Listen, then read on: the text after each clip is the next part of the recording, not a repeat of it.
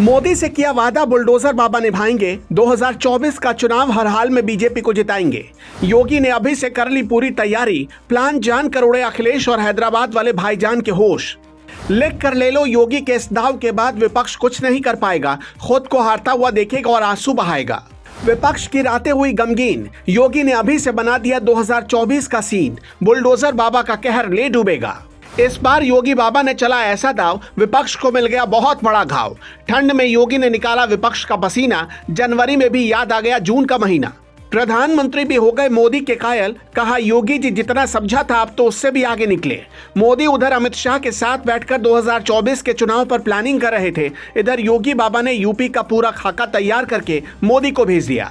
ऐसी प्लानिंग इस बार तैयार की गई कि विपक्ष चाह कर भी बीजेपी को हरा नहीं पाएगा। ये बातें हवा हवाई नहीं, बल्कि इसके सबूत भी हमारे पास मौजूद हैं, जो हम आपको वीडियो में आगे बताएंगे। क्या आपने योगी के अलावा प्रधानमंत्री मोदी को किसी दूसरे राज्य के मुख्यमंत्री की तारीफ करते सुना है? शायद नहीं। ऐसा इसलिए क्योंकि मोदी सामान्य तौर पर किसी भी मुख्यमंत्री या नेता की तारीफ करने से बचते हैं। हालांकि कुछ मौकों पर उन्होंने असम के मुख्यमंत्री हेमंता बिस्वा शर्मा की तारीफ की है, लेकिन योगी उनके सबसे फेवरेट हैं। तभी तो प्रधानमंत्री मोदी बार बार कहते रहते हैं कि योगी जी हैं बहुत ही उपयोगी। लेकिन किस तरह से योगी बीजेपी के लिए अब ज्यादा उपयोगी साबित हुए हैं, उसे समझना जरूरी है, ताकि आप ये जान सके कि मोदी क्यों योगी की तारीफ करते रहते हैं और तारीफ में कसीदे पढ़ते रहते हैं।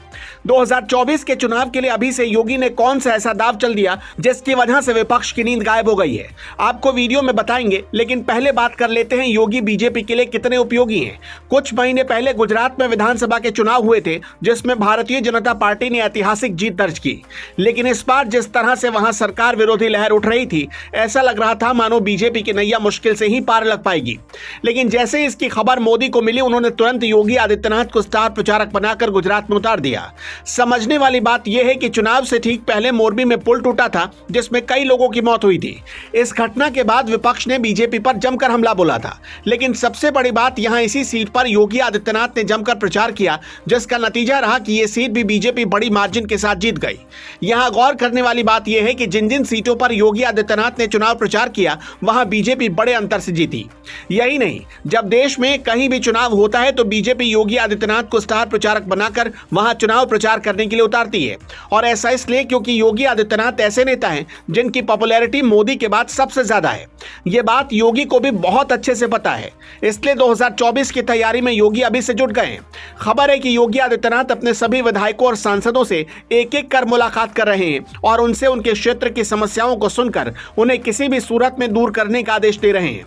बताया जा रहा है कि योगी से मुलाकात करने के दौरान कुछ विधायकों ने क्षेत्र के अधिकारियों से शिकायत भी की और कहा कि उनकी बात नहीं सुनते। इस पूरे मामले पर अब योगी आदित्यनाथ पूरी तरह से एक्टिव हो गए हैं और उनका पूरा जोर यूपी की नाराज जनता को बनाने पर है। लेकिन जहां अभी विपक्ष एकजुट नहीं हो पाया है, वहीं योगी का यह दावा विपक्ष को अंदर ही अंदर खाए जा रहा है। दोस्तों, आपका क्या मानना है? 2024 के चुनाव में बीजेपी कितनी बड़ी जीत दर्ज कर पाएगी? कमेंट बॉक्स में जरूर बताएं।